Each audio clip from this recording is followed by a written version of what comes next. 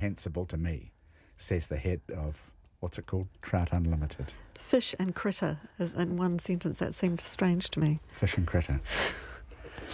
An Official Information Act request from New Zealand Initiative economist and researcher Sam Warburton, he shared the response to it on Twitter, sent to the Department of the Prime Minister, asking if the Prime Minister ever ends a session with the phrase meeting adjourned. And, quote, the answer is no, but I've mentioned your inquiry to the Prime Minister, who enjoyed hearing about it, said Private Secretary Michael Webster. Eponymising names. There are lots of examples. We found two today that you might not have known about. The axle, double axle, triple axle, and so on in figure skating. Did you always think they were descriptions of motion? Yeah, I did actually. So did I. Person? Yeah. Like Lutz, the Lutz as well. There's the Lutz as well. I think that's, yeah. Axel Paulsen. I don't know who Mr. Lutz was, or Miss Lutz. But Axel was a Norwegian figure skater who developed the manoeuvre.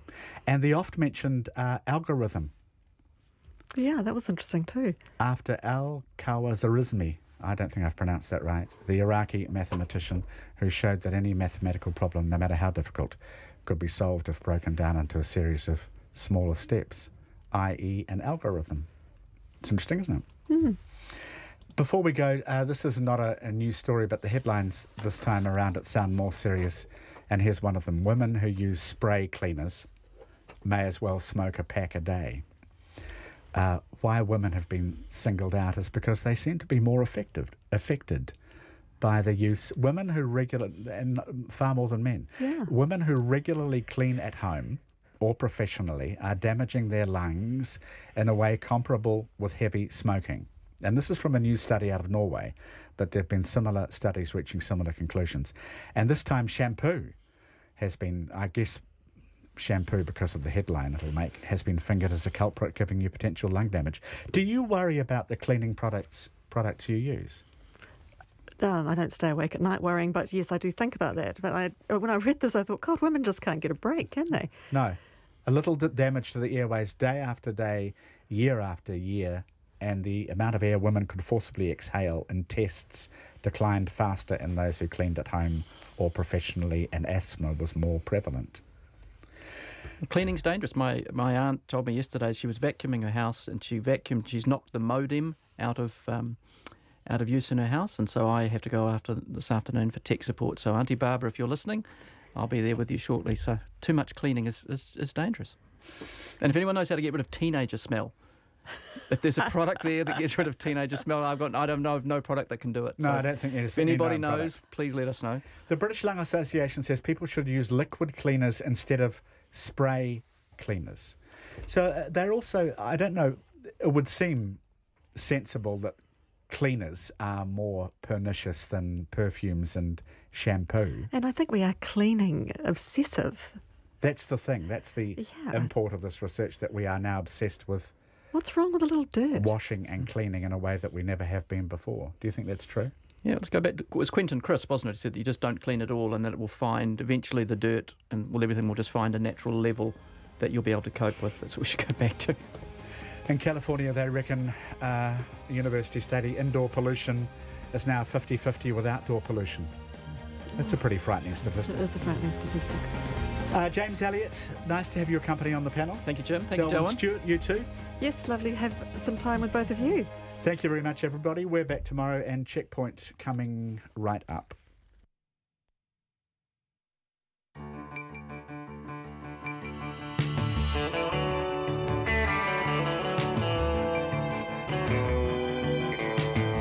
Kia ora everyone, RNZ News in about 45 seconds, and after that, Checkpoint for Monday the 19th of February. Tonight, Mark Mitchell throws his hat into the ring, so what does he offer as National Party leader that Judith Collins, Simon Bridges and Amy Adams don't? Gita approaches bringing wind, rain and sea surges to areas damaged by wind, rain and sea surges less than 3 weeks ago. Lots of briefings going on this evening. We'll get the latest live. Cancer and why Australia does better on many survival rates. Florida and the mounting youth uprising against the NRA and its political influence. Is a liquor ban working in the Christchurch suburb of Lynwood? Is an economic meltdown nigh? And bodies and how to treat them. All of that and more coming up after the pips and the news.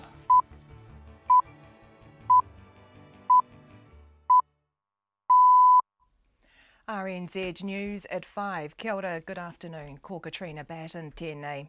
Local authorities in the Upper South and Lower North Islands are warning residents to prepare for Cyclone Gita, expected to bring widespread disruption when it strikes overnight. Met Service says the storm is set to first hit Wellington, Wairarapa and the top of the South Island at 1 o'clock tomorrow morning. Strong wind warnings are also in place for Taranaki, Whanganui and the Central Plateau. Met Service is predicting that the cyclone will bring up to 200 millimetres of rain, winds over 150 kilometres an hour and 6-metre plus swells. In all the regions, civil defence officials are telling people to tie down outdoor furniture and be wary of falling trees. Wellington Civil Defence says commuters should seriously consider whether to stay home tomorrow and suggests workplaces should discuss that with employees. West Coast leaders are meeting at the moment to review the latest information about Cyclone Gita and decide whether to declare a state of emergency. The Bulla Mayor, Gary Howard, says the mayors and the regional council will be considering what the Met Service updates mean for each district. We've got to wait and actually watch this weather pattern that is coming and make sure that we're doing it correctly. But there is an advantage of declaring early and getting in place everything that we need to do and have the authority to do that. Gary Howard says the Port of Westport will shut down tonight until further notice and Bulla schools will be closed tomorrow and Wednesday. The Prime Minister says the government is making sure there's a coordinated response to any damage as a result of Cyclone Gita.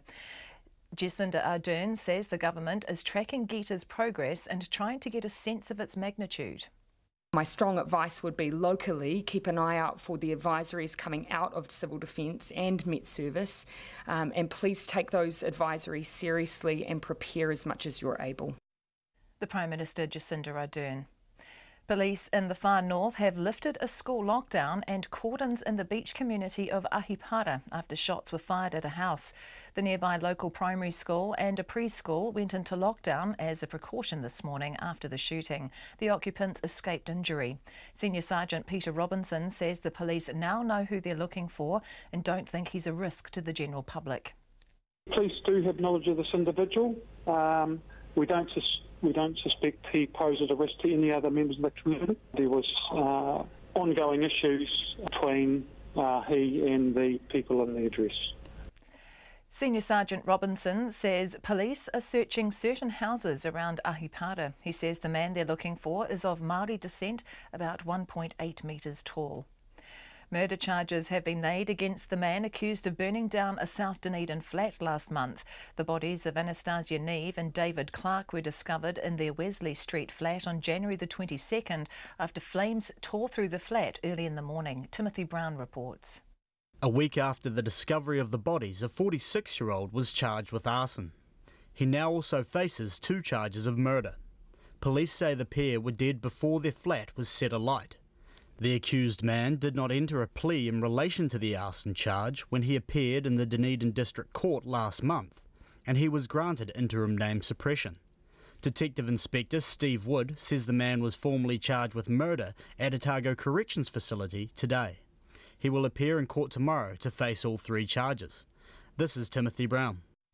The survivors of the shooting at a Florida high school are planning to march on the US Capitol next month to tell lawmakers gun control must be a priority.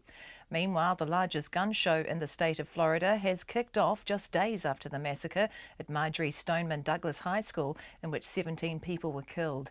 Organisers say the gun show is one of the largest in the US, and many customers have come to the 500-booth expo looking to arm themselves for protection.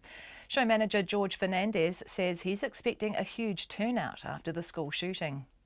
Unfortunately, when something like this happens, it's always in the back of the mind of gun enthusiasts that gun legislation is going to be pushed to restrict the possession of firearms or the possession of ammunition or the possession of magazines. So if that happens, persons who are now gun enthusiasts would probably want to come to the show. Gun rights enthusiasts at the expo are critical of the FBI and the local school's administration for not acting on leads that may have had on school shooter Nicholas Cruz. Sport, it is 4.5 minutes past 5. Sport, and the New Zealand snowboarder Zoe Sadowski-Synnott has expressed her delight at reaching the women's big air final at the Winter Olympics in Pyeongchang. The 16-year-old rocketed to the top of the standings with a second run score of 92 on the huge ramp built for the one-trick event. Sadowski-Synnott, who finished 13th in last week's slopestyle, eventually gained the 5th best score and will be one of 12 athletes taking part in Friday's final. I was just really happy to land that because I'd never done it before in comp, so I'm just really stoked that I got a bit of redemption from slopestyle. Meanwhile, New Zealand freestyle skiers Janina Kuzma and Britt Hawes have missed out on the final of the women's halfpipe event, finishing 16th and 21st after today's 2 qualifications runs. The Black Caps coach Mike Hesson doesn't agree with English counterpart Trevor Bayliss's view on T20 cricket. Bayliss believes international sides shouldn't play T20 as the playing schedule is already too congested. Hesson agrees workloads need managing, but says for most countries T20 is a great revenue generator. There's also a revenue generation issue as well. In some countries that's not as big a deal. But for New Zealand cricket, you know, to get 35,000 people at Eden Park, whatever it was the other day, is huge for us, huge for the game, huge for the promotion of the game. And we certainly get great support for T20 internationals over here. Mike Hesson. And veteran All Whites goalkeeper Glenn Moss has announced his retirement from international football. That's the news. Hi, I'm Karen Hay, dropping in tonight's for a new show on RNZ National, Lately with Karen Hay. We're live and we'll be keeping you up to date with the world, talking to some of the people who've made the news or who are just worth talking to. We'll have an eye on books, music, politics, people, and of course we'll be there for all the breaking news stories as they happen.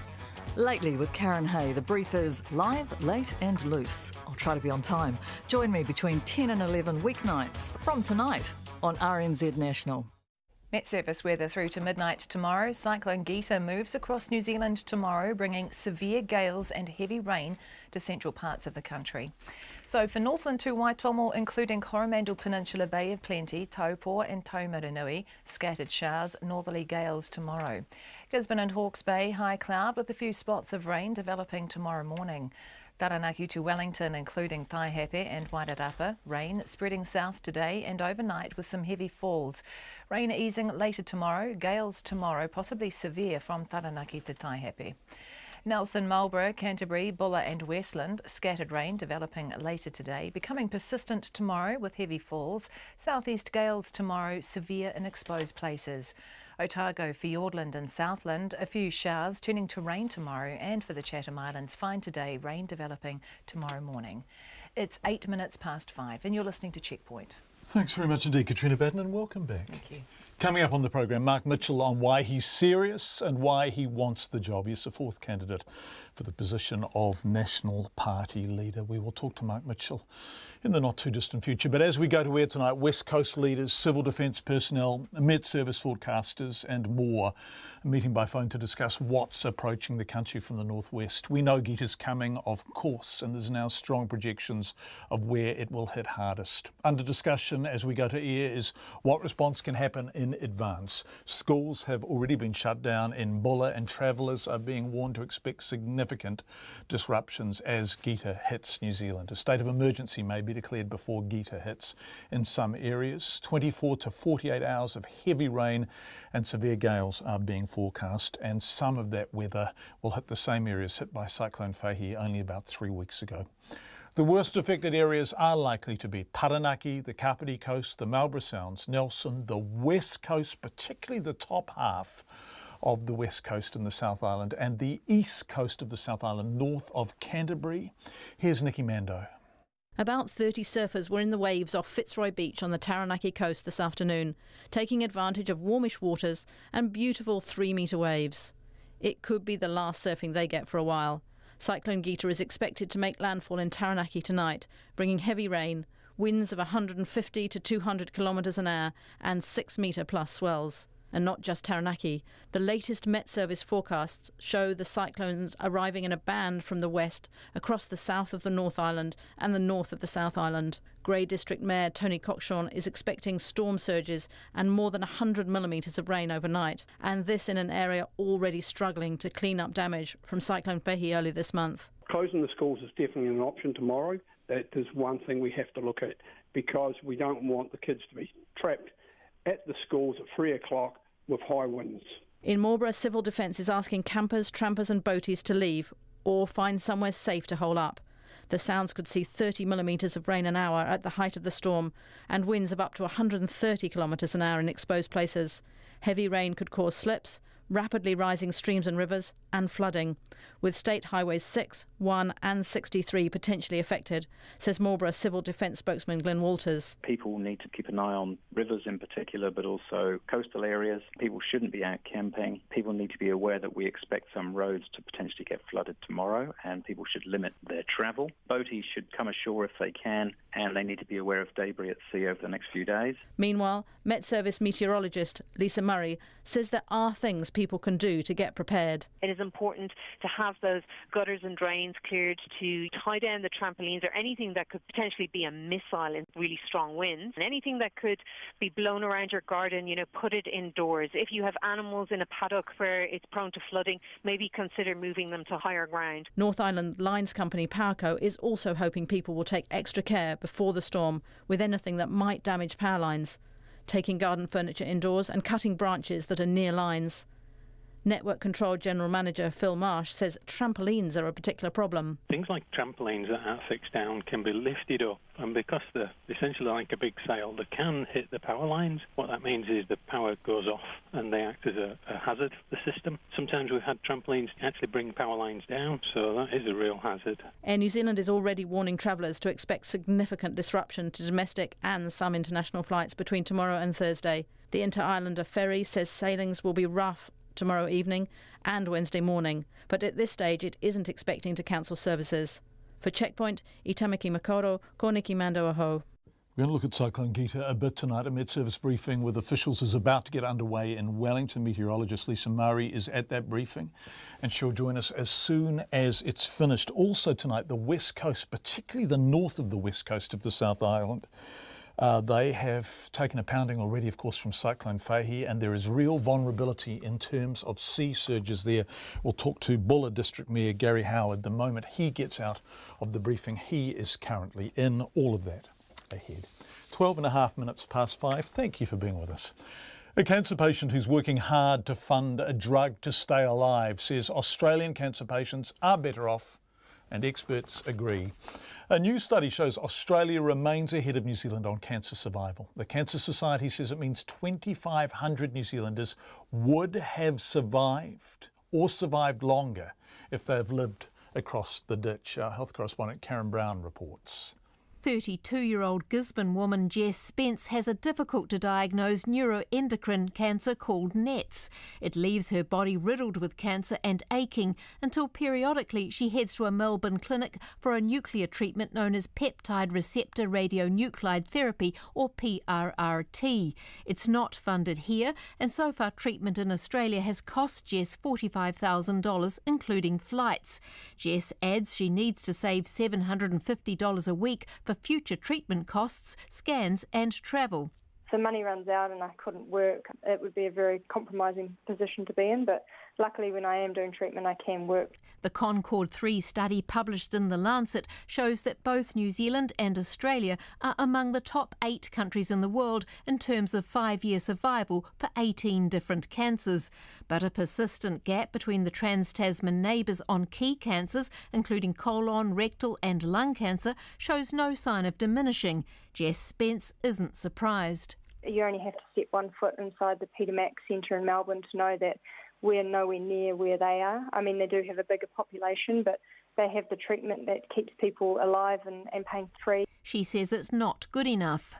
When you have cancer, everyone talks about quality of life and what that means. Well, for me, quality of life is giving me the right treatment that I can have a good life, and currently New Zealand doesn't offer that. For its part, drug buyer Pharmac says it's still considering a funding proposal. Meanwhile, earlier diagnosis in Australia, earlier rollout of bowel cancer screening there, and strong leadership are among the reasons cited for the survival difference. The Auckland City Hospital Cancer Director Richard Sullivan says the difference is significant. We know again in our young adult population that our cancer outcomes for Māori and patients with bone cancer, sarcoma, have poor outcomes. So let's put a focus on these areas. Let's start to monitor and drive forward some changes, as I say, so we can continue to grow and lead to better outcomes for our people. An Otago University public health expert, Tony Blakely, says New Zealand's doing well, but there is more to do. We have quite profound differences in survival between Māori and European, and probably also for Pacific. If we can close those inequalities, that will help us improve overall as well as being a good thing to do in its own right. More broadly, the Concord study highlights the high and rising future costs of cancer care. It says costs in the US alone could rise by more than a third between 2010 and 2020 because of increased treatment costs, combined with more people living with cancer longer. The Cancer Society's medical director, Chris Jackson, says it's another reason for New Zealand to lift its game. And that means that it will continue to be a larger part of the overall health budget, which is why we have to plan and we have to continue to look at our model of care and look at what we can do together better in order to offset some of those rising costs. The Health Minister David Clark wasn't available to be interviewed. However, he said in a statement, prevention, early detection and timely treatment will be the government's focus. He added the government is exploring options to improve cancer treatment and outcomes, including the possible development of a national cancer agency. Mo te hotaka o te ahi, ko Karen Brown-Aho. Of course, as Karen was saying, crucial to treating cancer is the earliest possible diagnosis. Public screening programs have proven efficacy in this respect, but a Dunedin man who effectively screened himself for bowel cancer received a positive result and then was turned away by the Southern DHB for not displaying symptoms. Michael Horgan told me he was completely bewildered when the DHB ignored a positive test. He was able to go private. A tumour was indeed found and successfully treated. But the 65-year-old thinks his health and possibly his longevity may be down to an advertisement he noticed while staying with his kids. I was staying with my son and daughter-in-law in Wellington, and I read the Carpentry News because they live on the coast up there, and they'd done a screening thing in Wellington on a suburb, and it showed a very high incidence. So when I went to my doctor, I asked her what she thought, whether I should take one of these, get one of these kits. She thought it was a good idea. So that's how it happened, John. And I did the wee test, which is extremely simple, and sent it to Australia, and it came back to her with a positive blood in my poo. And when she rang me, she said, it doesn't actually mean you've got cancer. It could be some other bowel problem. But yeah, when I had my colonoscopy, it showed up, yeah. But you had your colonoscopy privately, right? I did, because she sent my tests to the public hospital, to the public system, and they wouldn't accept them. Why wouldn't they? Because I didn't have enough symptoms. That's what it was. I didn't show any real symptoms of having cancer. So I wasn't passing any blood. I didn't have, I wasn't losing weight. I wasn't constipated. These are the things they've told me that shows you that it could be. So, no, so they wouldn't follow it up. So luckily, very luckily, we had some private insurance, and my doctor sent me to there, and we got it done there. Well, very luckily. And what did it show, the test that you had done privately? It showed that I had a tumour. And if I hadn't had the private insurance, I would have had to wait until I'd shown some more serious symptoms before the public system would have accepted me. What do you make of all of this, Michael? What do you make of the fact that you had a test that was pretty unequivocally positive that your GP was sufficiently concerned to refer you to the public health system. The public health system sends you away, you go private because you've got insurance, and not everyone has, obviously. And lo and behold, precisely what the test had identified is explicitly revealed in the colonoscopy you had in the private system. That's quite right. And I just feel very sorry for a lot of people that could perhaps have exactly the same as me and not going to be able to be treated. So what's your message to the people in the public health system who received a positive test and sent you packing because you weren't displaying other symptoms? Oh, I think it was really poor, John, very poor. But all I want to say is to a lot of other people, go out and spend your $60, get your test done, and then see what you need to do. Okay, you might be fine, but at least you've got the opportunity to do something about it. Yeah, I was so lucky that I went to my doctor for my annual checkup. I asked her about it. She thought it was a good idea. We went straight to the chemist and bought it, and that's just how it happened. Michael Horgan, and we should stress that his tumour has indeed been successfully removed and there is no evidence of the cancer having spread. We're waiting for a statement from the Southern DHB, and if we don't get it this evening, we'll bring it to you, we hope, tomorrow. Coming up to 21 minutes past 5. And then there were 4. First, Judith Collins, aged 58, MP since 2002. Then came Simon Bridges, aged 41, MP since 2008. Then came Amy Adams, the first and so far only candidate from a South Island electorate, aged 46, MP since 2008. And then this afternoon, Mark Mitchell, aged 49, MP since 2011. He announced his candidacy for the leadership of the National Party on Orewa Beach up the east coast from downtown Auckland at 2:30 this afternoon. And then the man whose previous jobs include security consultancy in Iraq went back to his Rodney electorate office a couple of blocks back from the beach and told us why he wants to replace Bill English as leader of the National Party. Well, of course, the first thing is that I'm hugely passionate about our country. That's why I got involved in politics and stood for Parliament to start back in 2011. Now the opportunity has arisen for some new leadership to come in, and I feel that I've got the personal qualities that we need to actually lead us into a very strong, successful campaign in 2020. What are those personal qualities? I think I've got basically a very strong, proven track record of leadership. I've had a career. I started off farming and shepherding.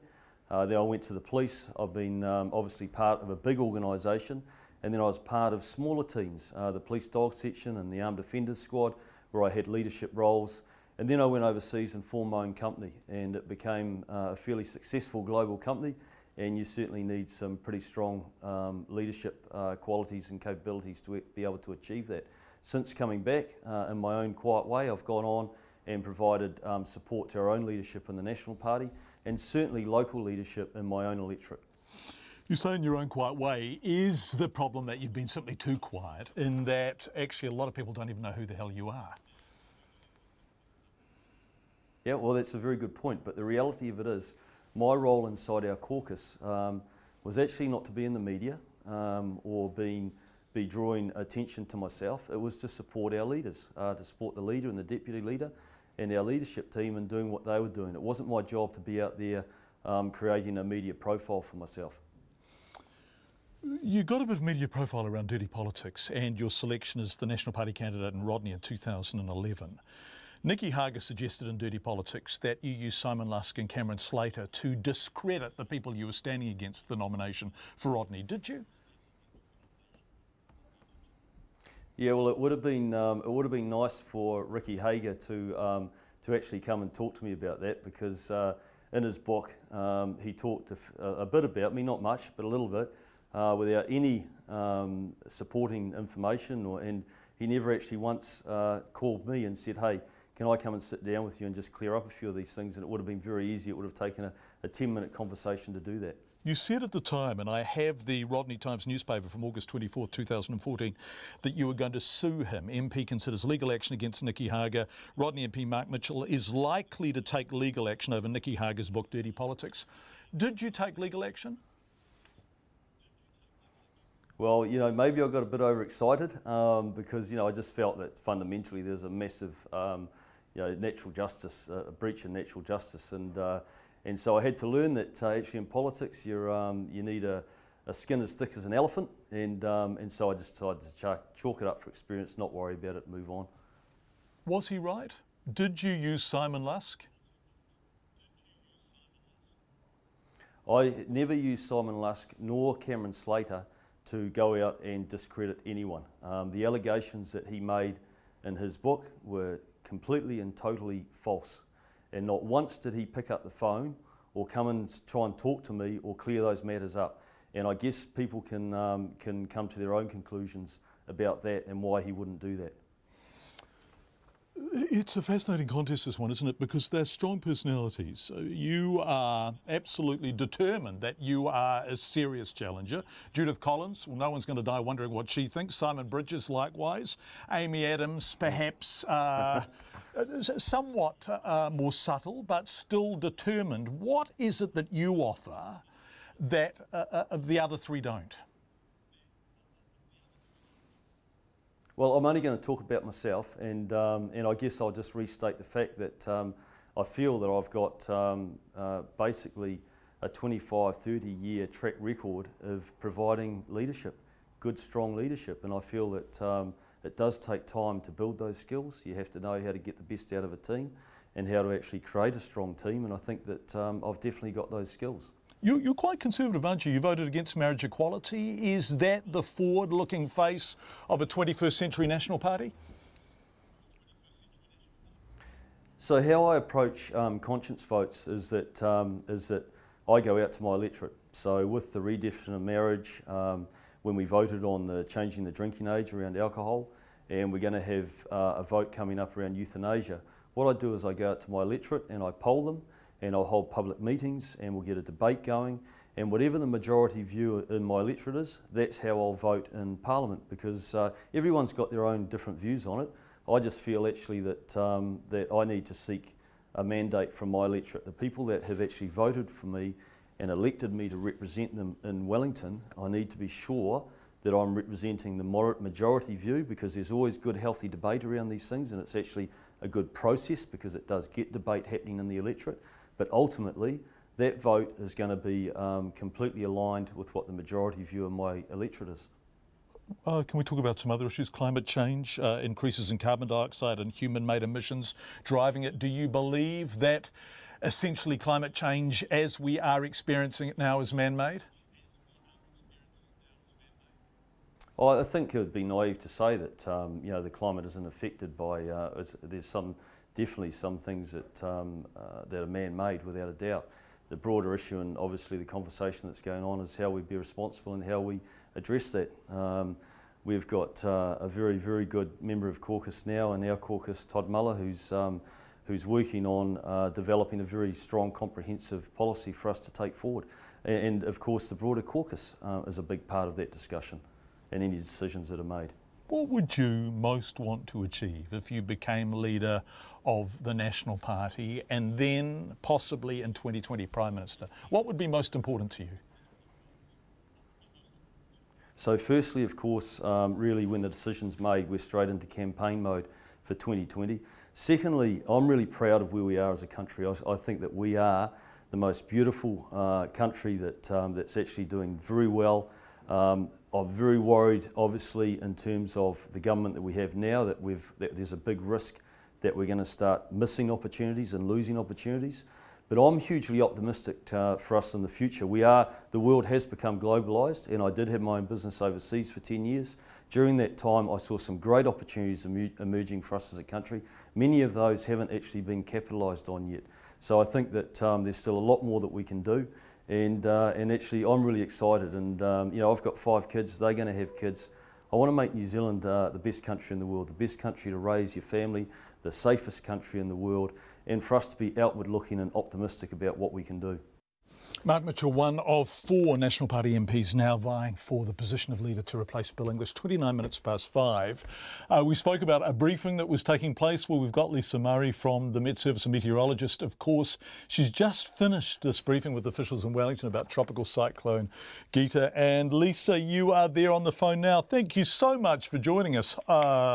With the latest, where is Gita at, and is the modelling standing? Is it still heading to the same areas that we've been talking about for the last couple of hours? Hi, Adun. Yes, it is. So at the moment, the models, compared to 72 hours ago, the models have converged to give us a good unified answer. There is a few fine-tuning, a little bit of finesse needed within them with the slight differences, but they're all looking like Cyclone Gita will cross the Nelson-Marlborough region about halfway between them as they go through. The impact area is obviously a lot larger than that. We're concerned about winds right across the North Island and about 2/3 of the upper South Island. So we have warnings and watches in place for many of those. And then that heavy rainfall more about the central regions of New Zealand and also some of the South Island areas. But there's also big swell as well. So we're talking, 6.5 metre swells for the likes of Kapiti, that Buller region, which is still recovering from a cyclone that went through at the beginning of February. So also there, and the Kaikoura coast, as the low goes by, the southeasterlies push in there. So there's a lot of weather and significant impacts that could happen associated with it. We're telling regions, please prepare. It's better to be prepared, better safe than sorry, that way. To be prepared for the big impacts, tie down the trampoline, tie down anything that could potentially become a missile in strong wind gusts. Really, with the timings and the movement of it, it's all about, where you are in the country. So it's best to stay up to date with all those watches and warnings at metservice.com. They'll give you the latest information for your region. Thanks, Lisa. We so appreciate it. Just before you go, the rain, the swells and the sea surges, in the areas, this seems really cruel that this is all happening in the same places, in some cases that were hit by Fahi 2 or 3 weeks ago. So there is going to be some more coastal damage in those communities, and I'm thinking of Nelson and then heading south around the west coast down towards Buller, Westport, and maybe even towards Hokitika. Yeah, certainly for me, a thing that highlights for me is that Buller region. I know that they haven't had a chance to fully recover from the last storm. There's still a lot of damage that needs to be repaired, and here they are now with another storm with strong winds, big swells, and they're in that line there, that Buller coast. So certainly not ideal. What there is the difference, because sometimes it's good to know the difference between the two. With Fahi, we had king tides, and it crossed literally the most intense part of the storm was at the same time as king tides. Right. We don't have that with this system. Now, it's still a deep low. It still has a central pressure that will offset in the sea, so the sea will be higher than normal. We do have strong winds. We do have big swell, but it doesn't align with the high tides, because there's no king tides right now, but it doesn't quite align with the high tides like that last storm did. Not saying it won't cause damage, but it's just that's the point of difference. Meteorologist Lisa Murray joining us live with the latest. Thank you so much, Lisa. We're really grateful for that. Do keep an eye on the Med Service and what it is telling you. Obviously, they are online and used, of course, by RNZ. If you are in the areas being identified, please do secure what you can. And if you are prone to flooding, get stuff off the floor. For some of you, that will be a thoroughly familiar scenario. We're going to go to the Buller District and their Mayor Gary Howard immediately after the news at 6.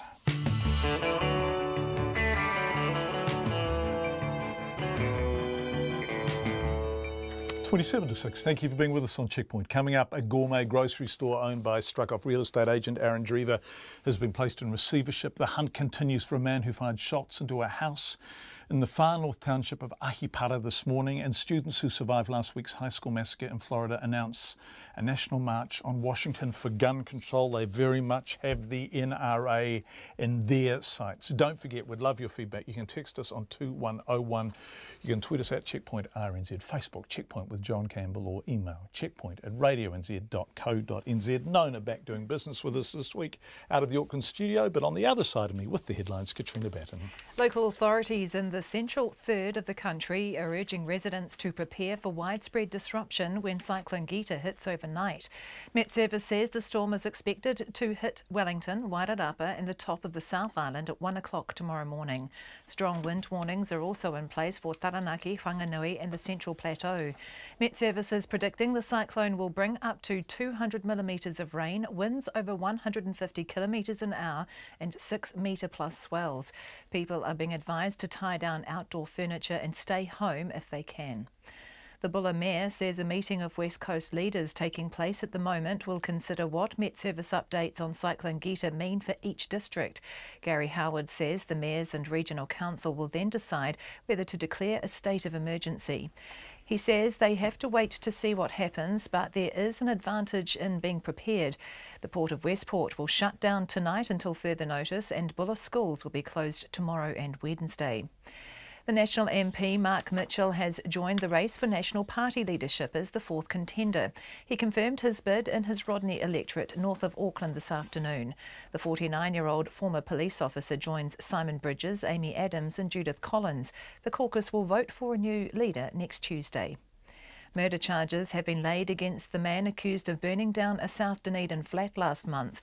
The bodies of Anastasia Neve and David Clark were discovered in their Wesley Street flat on January the 22nd after flames tore through it early in the morning. A week after the bodies were discovered, a 46-year-old man was charged with arson. The man will appear in court tomorrow to face the murder charge and other related charges. And the survivors of the shooting at a Florida high school are planning to march on the US Capitol next month to tell lawmakers gun control must be a priority. The march is scheduled for March the 24th in Washington, D.C. Those are the headlines. I'll be back at 6. Thank you very much indeed, Katrina Batten. Let's turn to business news now with Nona Peltier. Corporate reporting season getting into full swing. Nice to have you back with us, Nona. Thank you. First up, transport company Freightways, right? Right, Freightways. So that's a company we cover. It's a transport company, does courier and business mail. Big employer. It also has an information management services in Australia and a recent new business that hasn't really surfaced. It's a waste management one that they've just acquired last year. So basically the market, we had the result, it was a little bit better than the year before, except for some one-time costs. So overall, the profit was down, and the market didn't like the result, even though revenue growth and ongoing growth and a fairly upbeat report. But no, the market marked them down. They came down, 9 cents. So that's about 1%, a little bit more, 1.2%.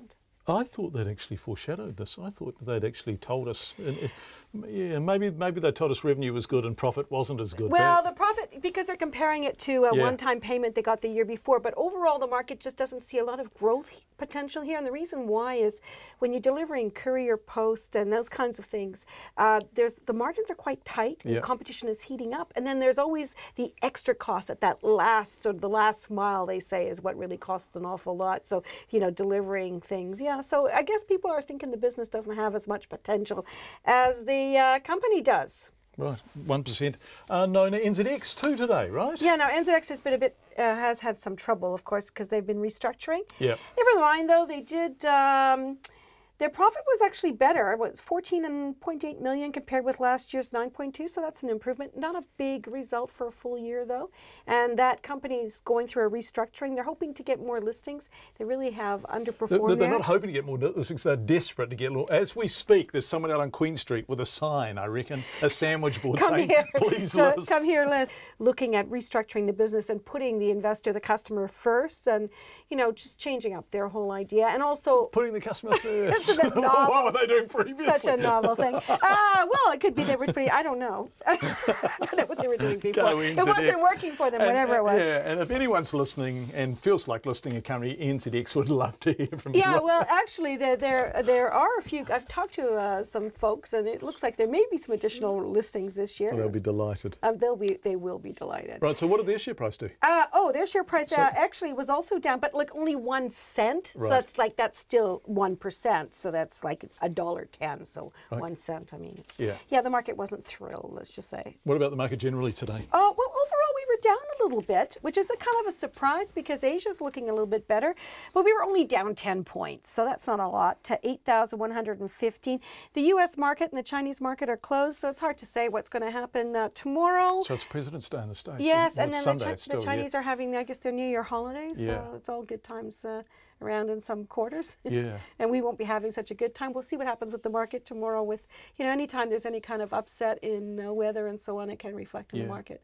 So I guess we just should hang on to our hat. Nona Peltier, thank you very much indeed. Nona Peltier, who is our Auckland-based business reporter. Are we going now to a gourmet grocery store or economic? We are going to a gourmet grocery store. We've got a lot of business news tonight. Coming up, a big story from Patrick O'Mara about economic Armageddon and whether it is on the way. But, well, for this business, it very much is. A gourmet grocery store owned by struck-off real estate agent Aaron Drever has been placed in receivership.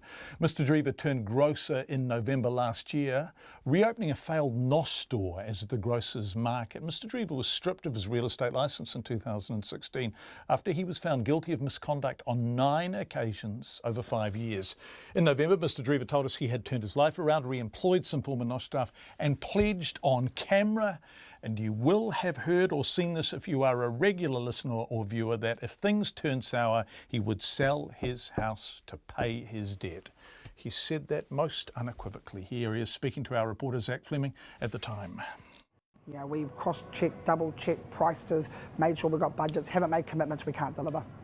They don't get paid. I personally guaranteed all the supply agreements that I will personally honour them. And that means having to sell the house to make that work. That won't be a problem. So your house will cover everything? Oh, yes.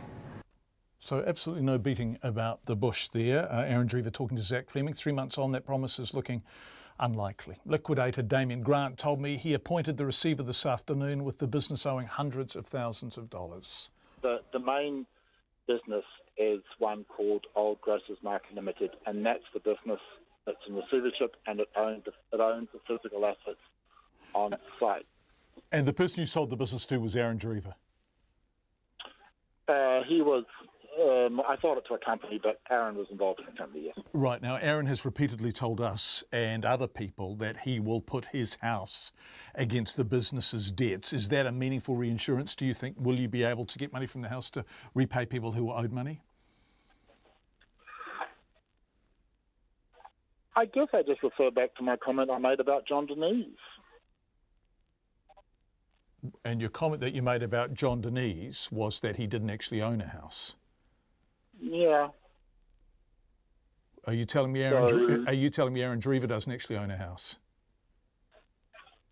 Correct. So Aaron Drever's property is in trust? Yes. You see, Damien, you did make the same comment about John Denise, and now I'm very consistent. Yeah, you are.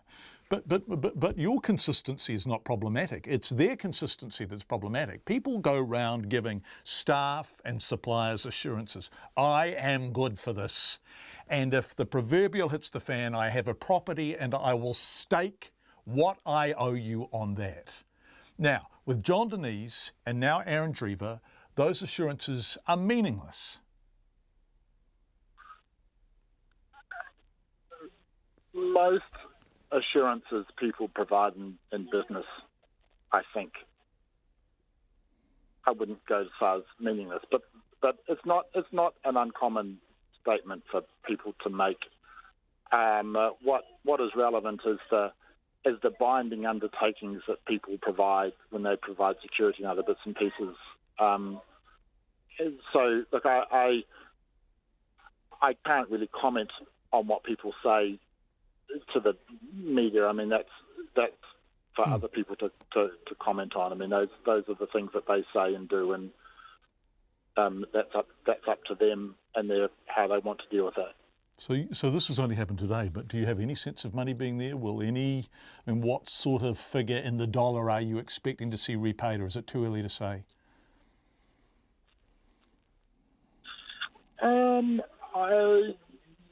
The unsecured creditors are unlikely to be paid. The staff might be paid depending on the level of debt and how much I can sell the stock for. my client who financed the business will probably suffer a shortfall. Where is the good faith here? At what, and also, where are the consequences? So the buck doesn't stop anywhere because the assets are in trust. People, many of whom were earning not much less than the minimum wage, believed in NOSH, they believed in Arendreva, suppliers believed in NOSH, suppliers believed in Arendreva, and poof, they're gone. And at what... To be fair, John, I believed in Arendreva because I put in, he came up with the highest offer. He provided adequate collateral for his offer. And look, there's a flip side to this as well, and that is that businesses fail, and we want people to go into business, including people like Arendreva. I mean, he may arguably have had one fail too many, but we actually want people to get out there and take a risk and go into business, because sometimes people like Arendreva go ahead and make a success of it, and sometimes they don't. It's not always possible to tell in advance who's going to make a go of it and who's not. So you just have to, if somebody fronts up, they want to do something, they've got the money or the collateral to do it, and so you let them do it. I mean, it's Aaron's money that he was putting on the line, and the biggest loser in all this ultimately is going to be Arendreva. There is financial consequences for him in this that are severe. How much money, Damien, are we talking about is owed? Do you know yet? No. Any ballpark figure?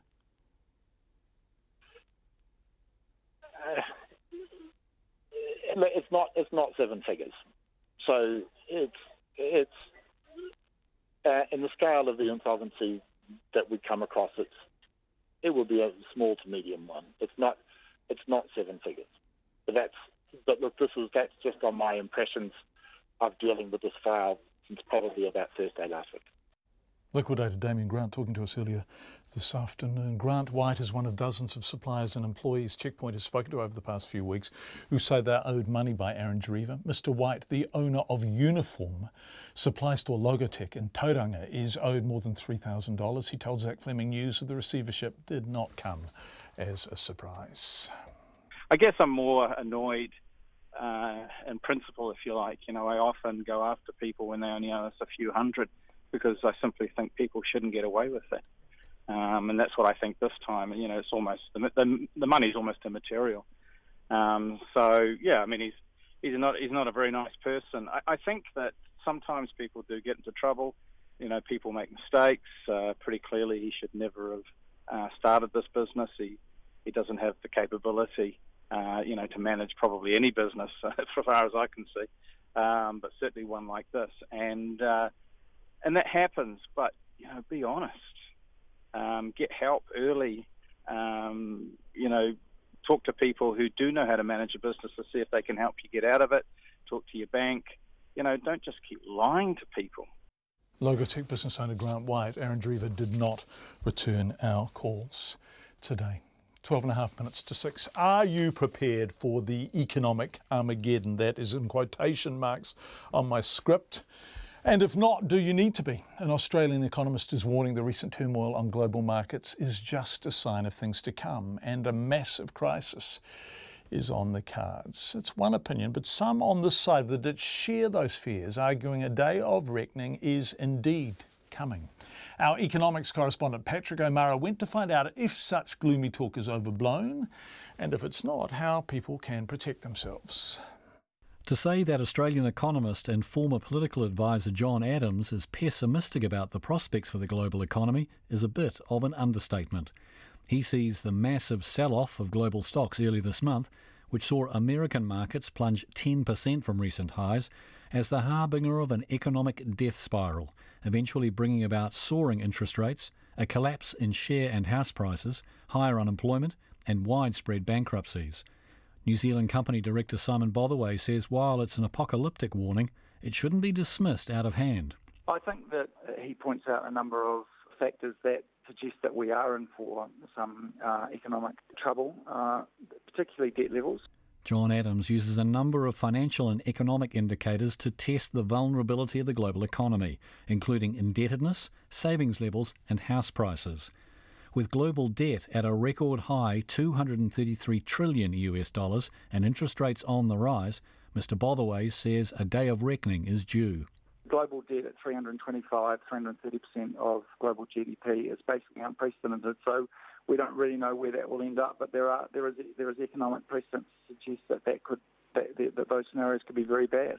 But the managing director of the non-profit KiwiSaver manager Simplicity, Sam Stubbs, dismisses the doom-laden warning, saying we've heard it all before.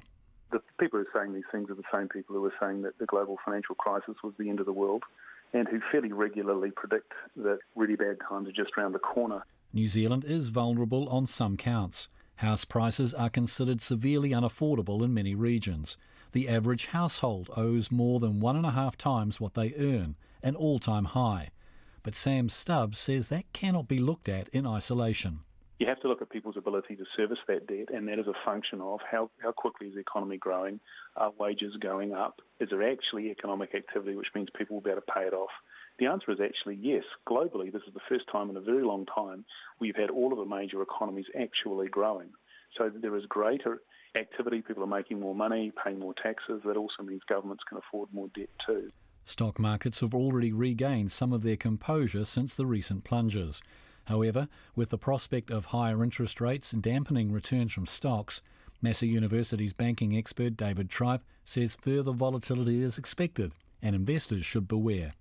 The volatility is a response to a period of very low volatility, unusually low volatility, and we may be returning to more normal conditions. And under normal conditions, share prices go down as well as up. While low interest rates globally have fostered a sharp rise in share and house prices, the head of research at Bank of New Zealand, Stephen Topless, is not yet convinced it'll end in disaster.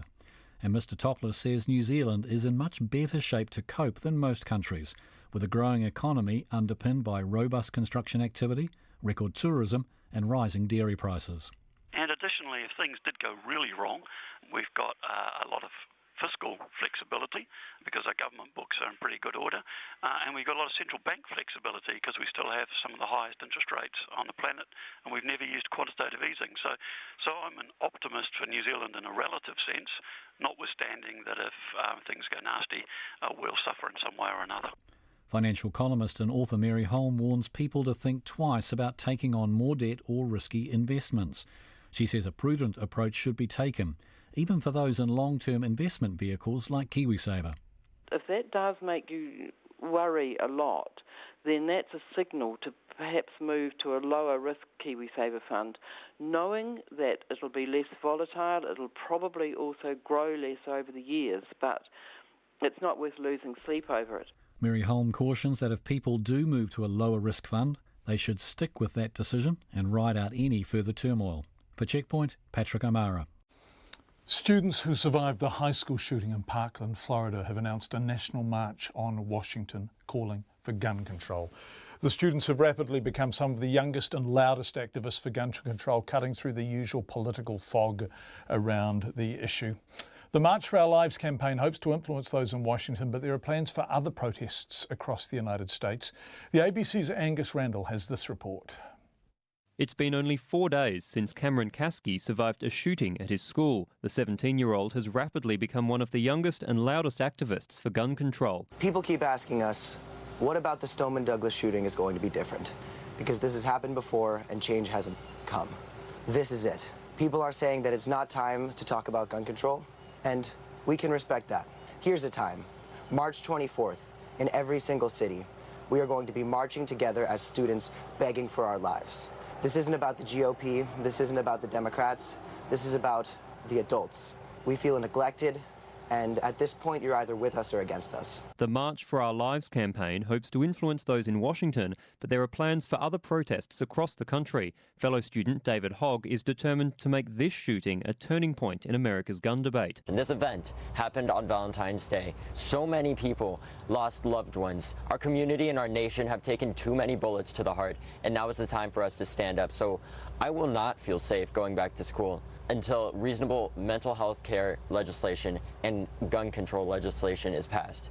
Because at this point, it's unacceptable. How many more students are going to have to die and have their blood spilt in American classrooms trying to make the world a better place just because politicians refuse to take action? The response to the tragedy divides sharply across party lines. Republican Senator James Langford argues there are legitimate reasons to own the type of semi-automatic rifle used in the Florida attack. Well, I think it's up to the individual. The problem is not owning an AR-15, is the person that owns it. Again, you not go back to the how of what particular weapon is chosen, it's the why.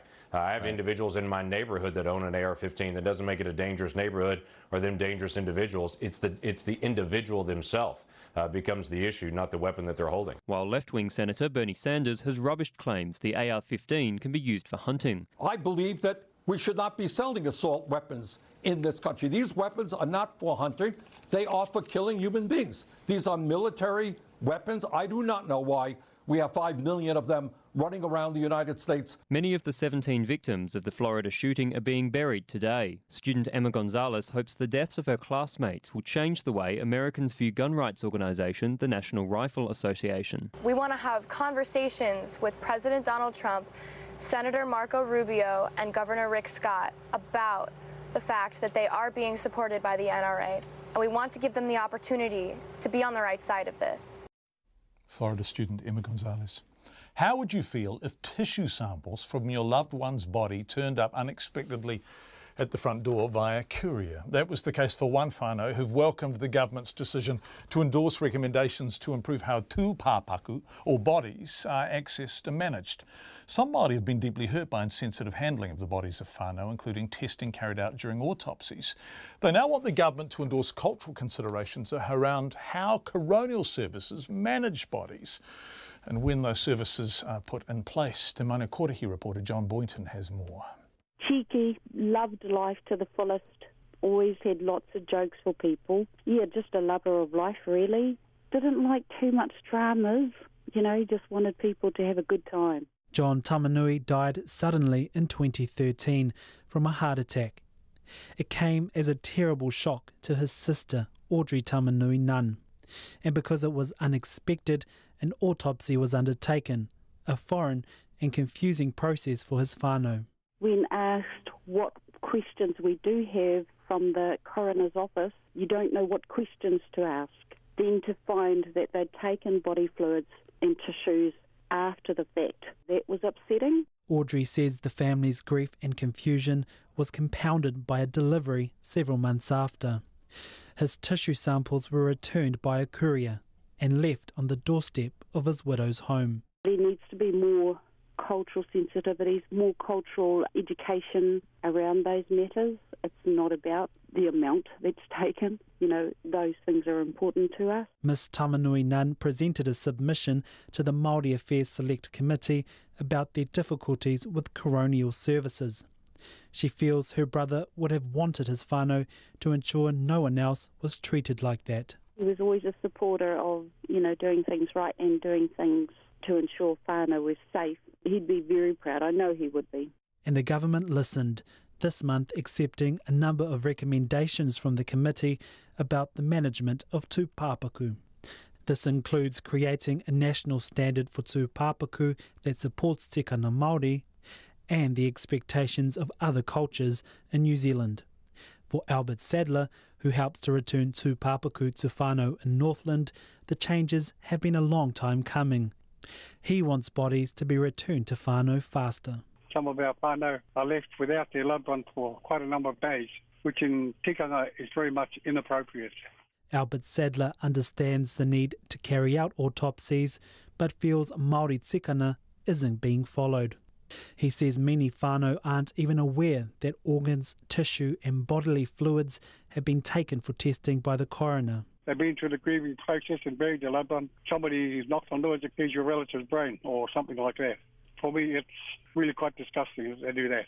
The co-chair of the Māori Affairs Select Committee, Green MP Marama Davidson, says the task now is to ensure the recommendations are followed through. We've now got a clear marker to really make some change, to improve and minimise and eradicate as much as possible. That process has caused much sadness at a time when families just really don't need it. Over the next few months, the government will work with the police, coronial services and funeral homes to develop codes of best practice. So hopefully other families don't have to experience the pain of Audrey's after the death of a loved one. Mo te hōtaka o te ahiahi nei, ko John Boynton aho. After 6 o'clock, we are going to hear from Gary Howard, who's the Mayor of the Buller District. Now, why the Buller District is so interesting is that Cyclone Gita is going to hit it, although it will hit Nelson Marlborough more directly, but Buller has very low-lying coastal communities, as of course to Nelson Marlborough, but some of them were severely damaged by Cyclone Feihi about 3 weeks ago, and there is a real risk that storm surges along the upper west coast in the South Island are going to do major damage to that coastline. So we'll talk to Gary Howard immediately after 6 o'clock. Lots of feedback coming in tonight. Thank you. We'll bring you a sample of that after 6 too. It's lovely to hear from you. We're coming up to 6 right now.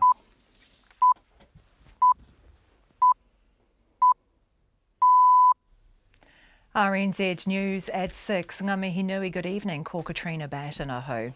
Commuters in Wellington are being told to seriously consider not going to work tomorrow morning in case Cyclone Gita hits the capital with full force. The cyclone is expected to slam into the west coast of the upper south and lower North Islands in the early hours of the morning. Met Service's latest update is that Wellington won't be as badly affected as the top of the South Island, but the rain and winds are expected to peak between 7 and 9 in the morning, coinciding with rush hour. The Transport Agency's Highways Manager, Neil Walker, says commuters should think ahead.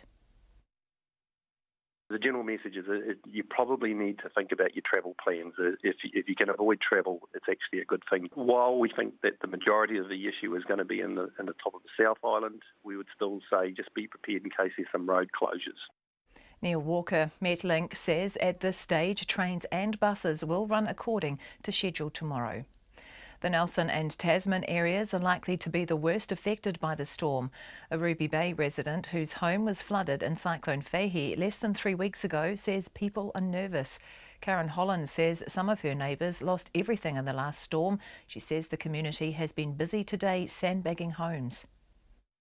There's a bit of apprehension. Some people are really struggling to deal with what happened 2 weeks ago, and there's also nervousness or apprehension about what's supposedly going to happen tomorrow night.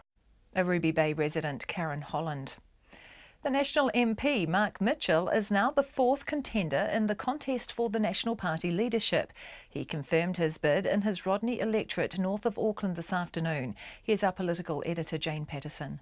Next Tuesday, the caucus will vote for either Simon Bridges, Amy Adams, Judith Collins or Mr Mitchell. He's a former police officer and ran a private security company in the Middle East. The 49-year-old entered Parliament in 2011 and was a Defence Minister in the previous National Government.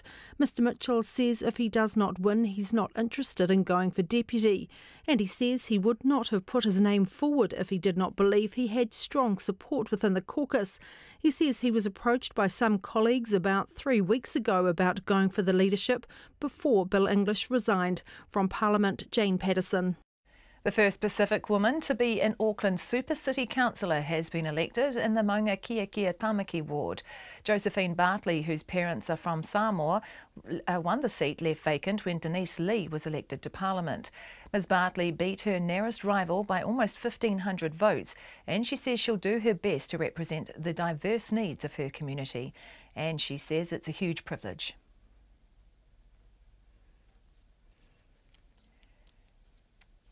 Josephine Bartley will be sworn in on Thursday.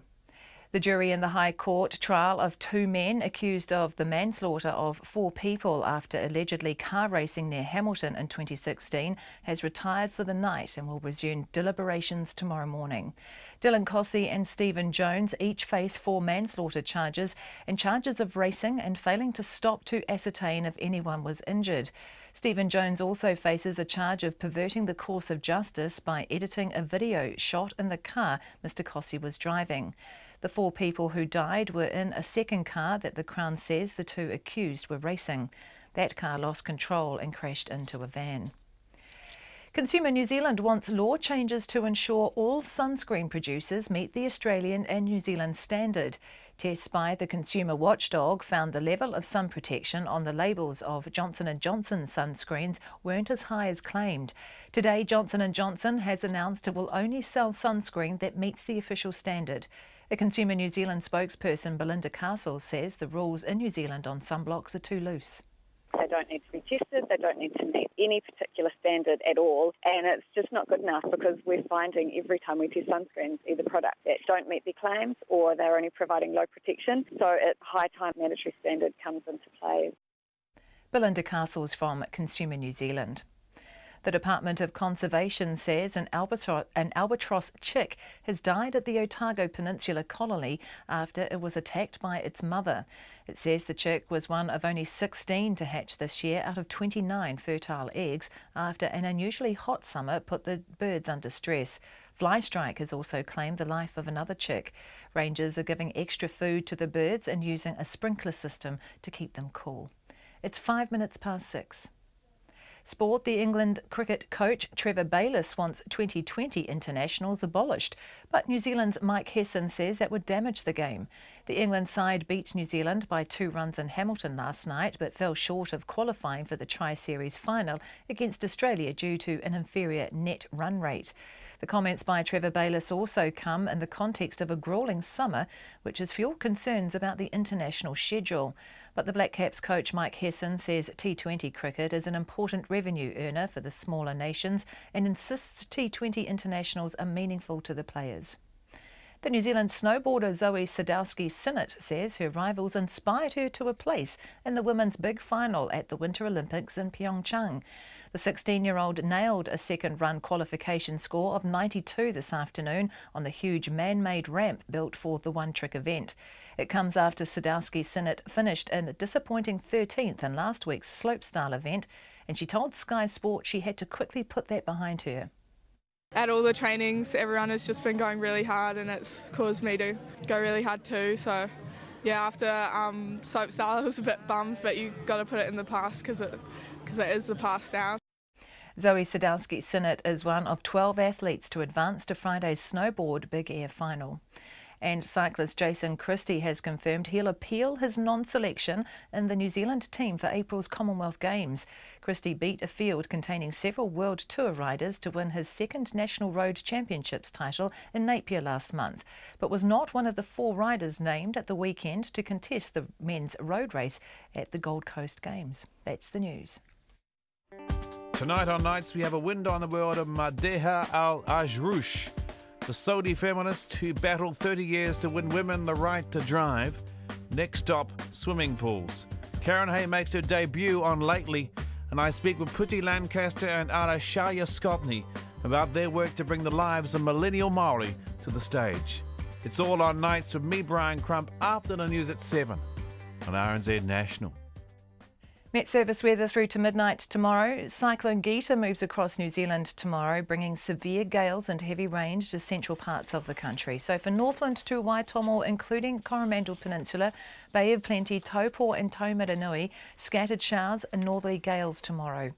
Gisborne and Hawke's Bay, high cloud with a few spots of rain developing tomorrow morning. Taranaki to Wellington, including Taihape and Wairarapa.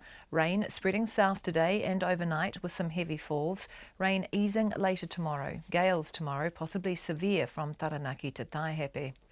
Nelson, Marlborough, Canterbury, Bulla and Westland, scattered rain developing later today, becoming persistent tomorrow with heavy falls. Southeast gales tomorrow, severe in exposed places. Otago, Fiordland and Southland, a few showers turning to rain tomorrow, and for the Chatham Islands, fine today, rain developing tomorrow morning. It's exactly 8 minutes past 6 and you're listening to Checkpoint. Thank you very much indeed, Katrina Batten. Cyclone Gita, as Katrina was just saying, on track to reach New Zealand from early tomorrow morning, bringing with it damaging winds, 6.5 metre sea swells, some heavy rain, strong wind warnings in place for Taranaki, Wanganui and the Central Plateau. The Met Service is warning of heavy rain, causing slips, rapidly rising waterways and flooding. Some big swells, but fortunately no king tides. The Buller district was severely impacted in a storm just over 2 weeks ago. Mayor Gary Howard has been at a regional civil defence briefing and joins us now. Mayor Howard, it's always nice to have you on Checkpoint. How are you going there, you guys? Well, I think it's something that we can be well prepared for. We've given 8 days of tracking this storm coming our way, and you can do as much in making sure that your public are aware and getting ready to bunker down for the next couple of days. Plenty of baked beans in the cupboard and having it all sorted. Good man. Where are you speaking to us from? You're in Westport, are you? I'm in Westport at the present time, and we've only got a light amount of cloud in the sky. It's currently about 14 degrees, but things are going to be a different story by 10 or 11 o'clock tomorrow morning. Yeah, they are. What sort of briefing? So what did the briefing say? Obviously schools are already closed in your region for tomorrow, but what else were you told in that briefing you've just had? So, look, winds are going to be around that up to 140 k's per hour from a northwesterly direction up here in the Buller district. We've got a tide of 3.1 metres due at round about 2:30 tomorrow, and that will coincide with the winds coming through and a storm surge, maybe 300 to 400 millimetres of storm surge. So the three things, the rain, the wind and the sea, are combining to make a right mess of the place if it does actually head right towards us. And a right mess in some areas that were already a mess after Fahey, right, about 3 weeks ago. So this is insult to injury, isn't it? Well, it certainly adds to everybody's anxiety. Fairly resilient community and being prepared is key. Yeah. I'm fairly comfortable that we've done what we can in preparation, but you just don't know what comes from left field. And the main thing is for our tourists in the area that they don't just go by the coastal roadside and camp, that they go to camping grounds so that we can deal with them in blocks rather than having them scattered up and down our coastline. You say we can deal with them. How many ratepayers have you got in your region? Well, we've got a population just on 10,400 and there's 7,506 ratepayers.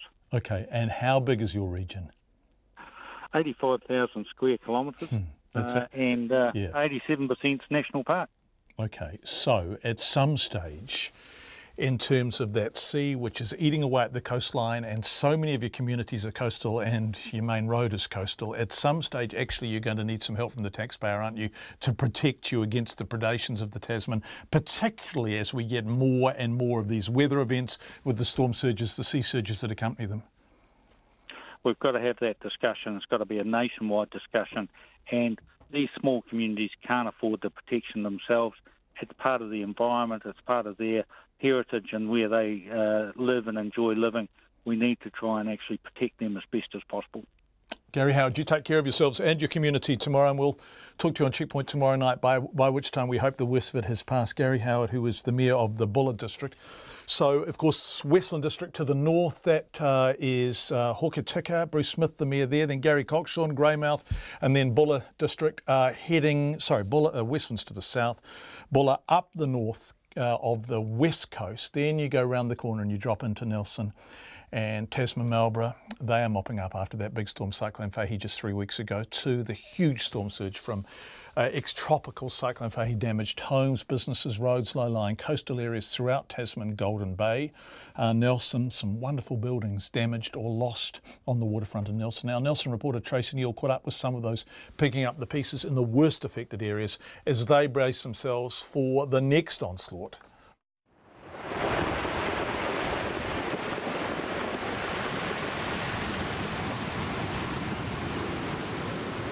When the sea rose suddenly, it went through buildings the length of the Tasman Bay coastline. Karen Holland and her partner live 4 houses back from the beach at Ruby Bay near Mapua, but that didn't stop the sea coming through their ground floor. She says they're okay, but other locals are really hurting.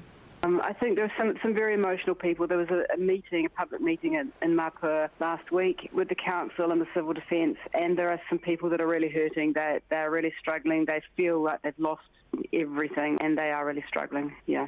Karen Holland says the recovery process is proving to be different for everyone. Because there's been such a wide range of damage, if you like. You know, some people are unable to live in their house. We were lucky we haven't had to go anywhere else. So we've just had to clean and tidy and throw away damaged stuff. The house right in front of us, they're not going to be back in their house for 8 months. She says another neighbour's home is so badly damaged, they are looking at having to spend a year in rental accommodation or a motorhome.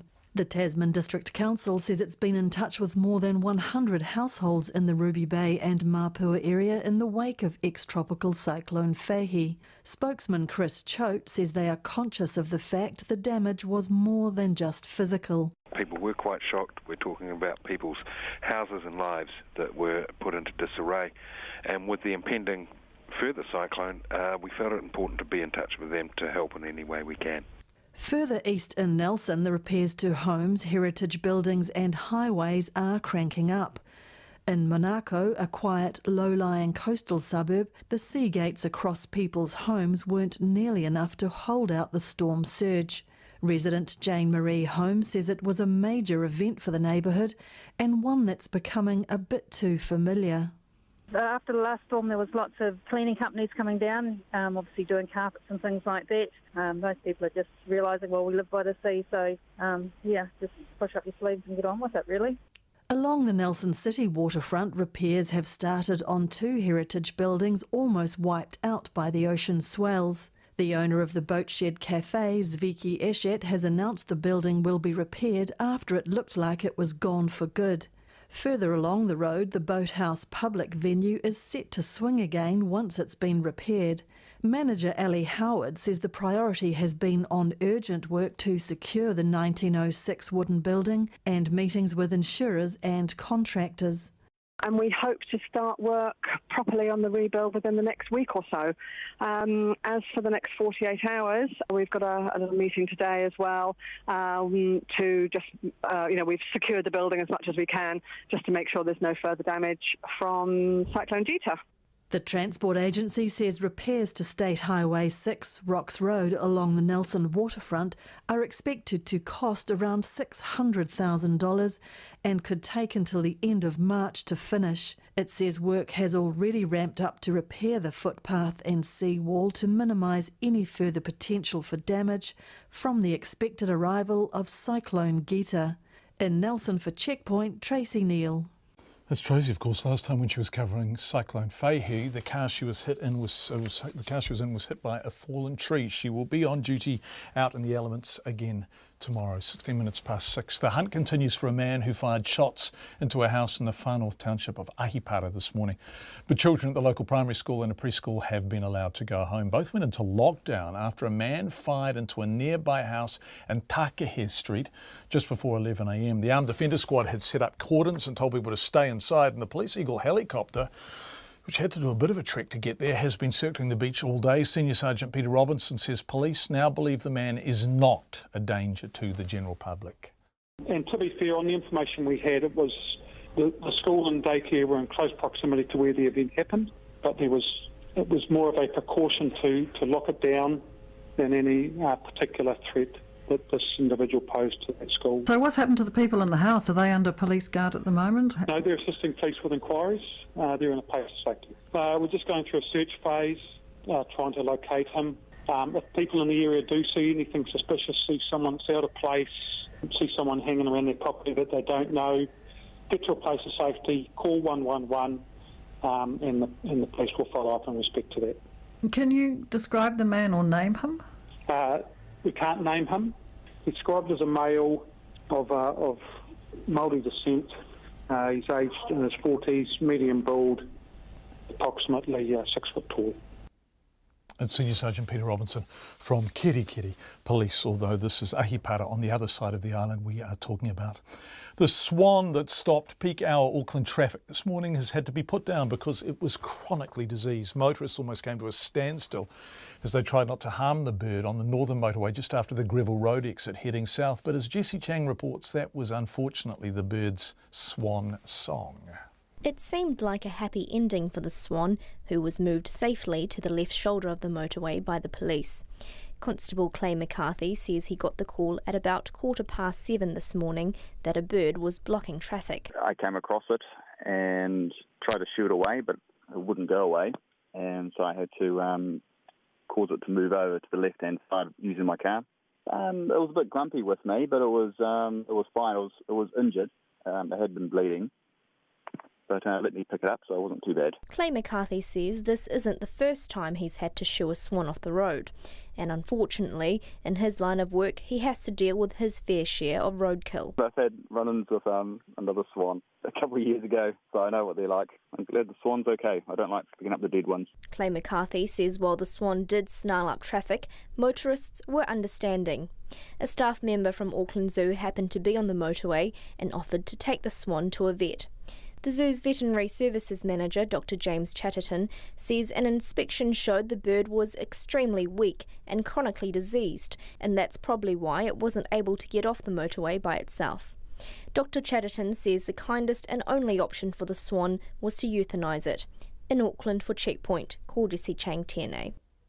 By household income, Lynwood is one of Christchurch's poorest suburbs, and its residents believe poverty, crime, homelessness and substance abuse have all increased since the earthquakes. In a bid to help improve the neglected area, the Christchurch City Council voted in a temporary liquor ban 2 months ago. Temporary, 2 months ago. So what difference has it made? Well, Logan Church went to find out. Lynwood is home to more than 4,000 people in the city's east and was hit hard by the Canterbury earthquakes. Some buildings and roads are still damaged 7 years later. It also has serious problems with alcohol. Residents are fed up with seeing people drinking in the streets, especially in Lynwood Village. Low-cost automotive owner, Dean Palmer, says he's seen it all. Every day you see them on alcohol. Sunny days over at the park, they can start off at 7 a.m, drink until about 5, 6 at night. And then you've got people walking in the middle of the road, and they just walk out and cars are swerving and hitting the brakes. In an effort to tackle the problem, the Christchurch City Council introduced a temporary alcohol ban on the streets and parks around Lynwood Village in December. It had the backing of local businesses and police, who reported they were dealing with alcohol-related misbehaviour in the area on an almost daily basis. Dean Palmer says the ban has helped, but it doesn't help solve deeper social problems. Moving them along is not going to help the problem. They need assistance for mental health. End of story. And until that happens, maybe they'll move to Fendleton. Up the road, the local post shops manager, Janine Carney, says the liquor ban has made a noticeable difference. I know this community had issues with the people using substances on the road, and I know that that did cause problems. I mean, something needed to happen. A complete ban, I think it's worked. Since the ban came into effect, there has also been a flurry of building activity in the suburb. This includes a $3.5 million apartment and retail development in Lynwood Village. Its developer, Blair Chapel, says moves like the liquor ban make Lynwood a more attractive investment option. We have done other developments in Lynwood further away from the Lynwood Village, so I have always seen benefits in the Lynwood area and developing new houses there. But at the same time, as far as when you're looking at introducing a local service hub of shops into an area, you do want to make sure you can walk down and around the streets and feel a sense of character, a sense of safety, and the liquor ban has definitely been a contributing factor. But not everyone is convinced a liquor ban will have a lasting impact. Te Whareroi Masa works with Lynwood's most vulnerable residents, and the group's community worker, Jenny Smith, says the alcohol problem will just move elsewhere. I see it as a band-aid that will mask some of the really big underlying issues that we need to address. And that's not to say it's okay to do some of the things which the people have been doing, but it's to say if we are truly to look at this, we need to be able to sit down as a community with compassion and look at how do we balance all those competing needs and come up with a win-win. The police refused to be interviewed for this story. Dean Palmer says he's not sure they're taking the issue seriously. The liquor ban, I think, is an awesome thing. It gives the police more power to move on, but they've got to enforce the law. There are other issues, as we know, with the police. They've got more higher priorities, but the only way this area is going to get cleaned up is help with the police. The temporary liquor ban has just under 5 months left to run. The Christchurch City Council will then review it and decide if it should become permanent. From Lynwood for Checkpoints, Logan Church. And if you're in that community, we'd love to hear from you. Text us 2101 or email checkpoint@radionz.co.nz. It's 23 minutes past 6. The best of British filmmaking talent has been honoured at this year's BAFTA Awards in London. Many of the stars who attended used the spotlight to highlight the sexual harassment scandal which has gripped the entertainment industry around the world.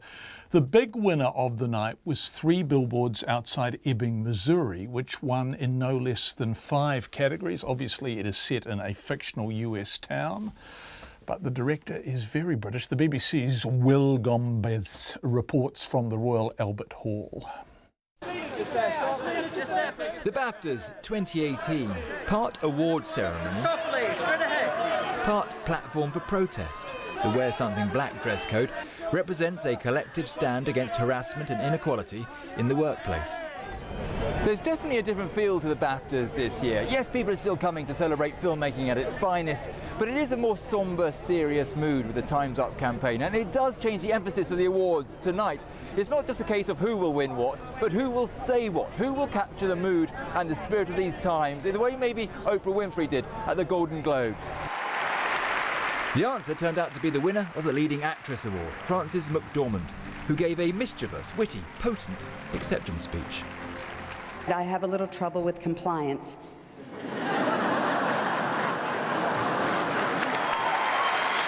But I want you to know that I stand in full solidarity with my sisters tonight in black. And I also want to say that I appreciate a well-organized act of civil disobedience. Power to the people. She won for playing Mildred Hayes, a furious, grieving, straight-talking mother in 3 Billboards Outside Ebbing, Missouri. I start up a database. Every male baby was born, stick him on it. And as soon as he'd done something wrong, cross-reference it, make 100% certain it was a correct match, then kill him. The American-set British film was the big winner of the night, with 5 BAFTAs, including Best Supporting Actor for Sam Rockwell. Hey, wow, I'm humbled. Best Original Screenplay for the film's London-born Irish writer and director Martin McDonagh, and the top award, Best Film. But I think what we're most proud of about this film, especially in this Time's Up year, is that it's a film about a woman who refuses to take any anymore, played by a woman who's always refused to take any. And then there was the Leading Actor Award, complete with a little dig at last year's Oscars. And the winner is Frances McDormand. Nah, just kidding. The BAFTA goes to Gary Oldman for The Darkest Hour. Gary Oldman won for this portrayal of Sir Winston Churchill in the film The Darkest Hour. You cannot reason with a tiger when your head is in its mouth! So grateful for this incredible honour. Thank you. Alison Janney won Best Supporting Actress for playing the hard-bitten mother in the biopic I, Tonya. How old are you, honey?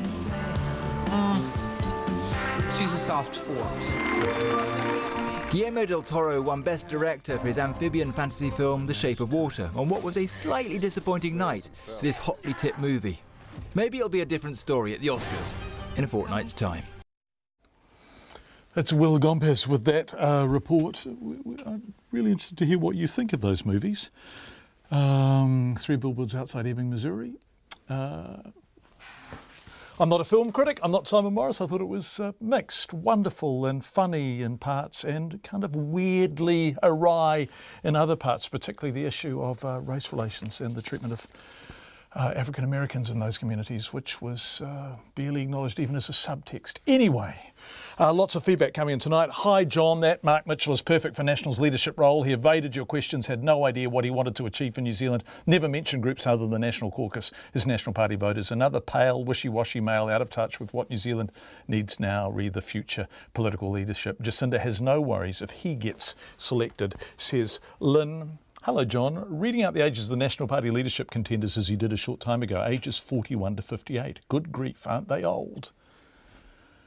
The PM is a good 4 years younger than the youngest contender. Don't think generation change is a National Party consideration.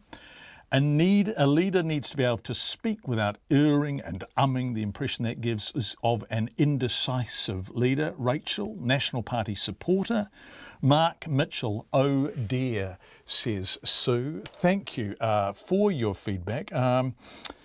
One News had a poll tonight, a big jump for Labour. A new political poll shows a big jump in support for the Labour Party. The One News Colmar Brunton poll has Labour up 9 points to 48%, which is its highest level since I don't remember when, while National has slipped 3 points to 43. And you have to say, after 9 years in government and having lost an election, 43 is still pretty high for the Nats. It's bad news for the government support partners.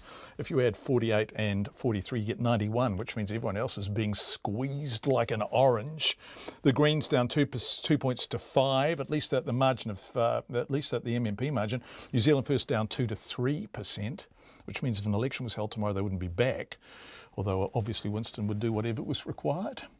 Jacinda Ardern continues to increase in popularity with a 4 percentage point increase in the preferred Prime Minister poll to 41%. The National Party leader, Bill English, slips down 8 points to 20%. Perhaps no surprise considering that he's saying he's going. The poll was conducted between the 10th and 14th of February, with Mr English making his resignation announcement on the 13th. So Labour at 48, National at 43, which is a combined total of 91, which means 9 points for everyone else in an MMP Parliament. Perhaps that's because the minor parties, pejorative term I know, get starved of attention after the election and get more of it before the election, but that is a fascinating poll. Thank you everyone for being with us tonight. We really appreciate your company. We will be back tomorrow. We will be all over Cyclone Gita like a rash. Do join us then. Checkpoint from 5. Karen Hay on tonight after 10.